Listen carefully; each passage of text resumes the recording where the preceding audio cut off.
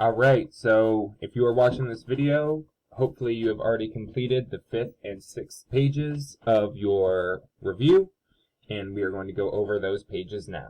So for number 9, it says that Maya poured 3 2/10 cups of water into a partially filled bucket. The bucket then contained 9 6/10 liters. So which diagram, A, B, or C, represents this situation? So, what operation is happening in this problem? I could imagine, so I'm adding water, right? So, and did you hear what word I just said? Added, right? If you are putting more of something into something else, that is addition. So all three of these represent addition. But what I need to think of now for my tape diagram is the different pieces. So whenever you add two numbers, you have the two different numbers, which are called your addends, and they go together to get your sum or your total. So I'm adding this 3 2/10 cups into this bucket, and at the end, the bucket had 9 6/10 liters, meaning 9 6/10 is my total. And the only tape diagram that has 9 6/10 as my total is A. So A would be my correct answer here. So we can imagine the tape diagram as the bucket. So there was already some amount of water sitting there. And then I added this. And after I added this, I had a total amount of 9 6/10 liters in the bucket. So write an equation that represents this situation. So I just said here that the reason why I chose this tape diagram was because I knew that 9 6/10 liters was my total, right? It was the final amount in the bucket. So, looking over here, I need to pick an equation that has 9 6/10 as my total. There's only two that do. B and C both have 9 6/10 as a total because you can see that it is on its own side of the equal sign.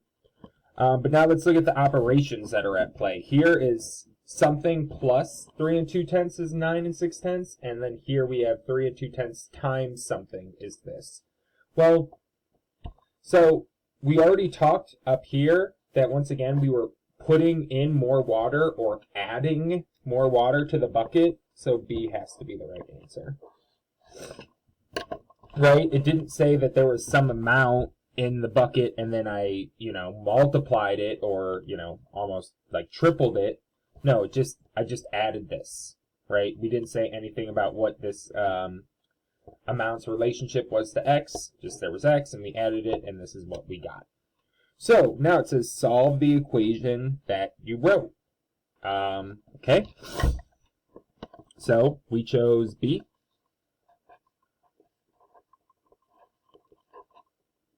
So, as a sentence, this is what plus 3 2/10 is 9 6/10. So, whenever we are solving for a missing value, when we are solving for a variable, we use opposite operations, inverse operations. Something plus this is that. Well, if I don't know what that is, if I subtract, then I will find that missing value, and 9.6 minus 3.2 is 6.4 would be my missing value. And then, if I wanted to substitute back in to check my work, that does in fact work. If I put this in for X, it would give me a true equation. And explain what the solution to the equation means in this situation. So once again, we're talking about this bucket. I'm adding this to get to this. So then what must this 6.4 mean? So in this situation, 6.4 represents the amount of water already in the bucket. And in theory, there should be a unit of measure here attached to this number. It's kind of confusing because here this says cups and this says liters. It should have been the same throughout. So, I mean, we'll just imagine that it says liters. Let's ignore cups and just say that that is liters. All right. Next page looks like this. We can see that there's a little bit more distributive property happening here. So once again, distributive property is the idea of multiplying the number on the outside by both numbers on the inside of the parentheses. So 4 times 5 is 20.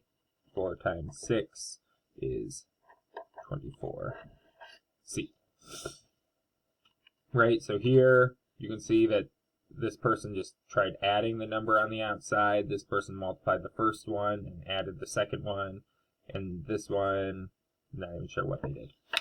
Okay, so which expression is equivalent to 6x times 2 plus 6? So same thing as before. This is distributive property. However, we need to remember that when you multiply a number with a variable, the variable attaches itself to it. So 6x times 2 is 12x. 6x times 6 is 36x, which is A. Which expression is equivalent to 9x plus 3? 9 times x is 9x, and 9 times 3 is 27. So B. And final one, which expression is equivalent to 2x times y plus 4? 2x times y is just 2xy. Once again, when you multiply a number times a variable, you don't know what the variable is, the variable will just attach itself to it. And 2x times 4 is 8x, which is C. All right, and with that, go ahead and complete the last 2 pages of your review packet.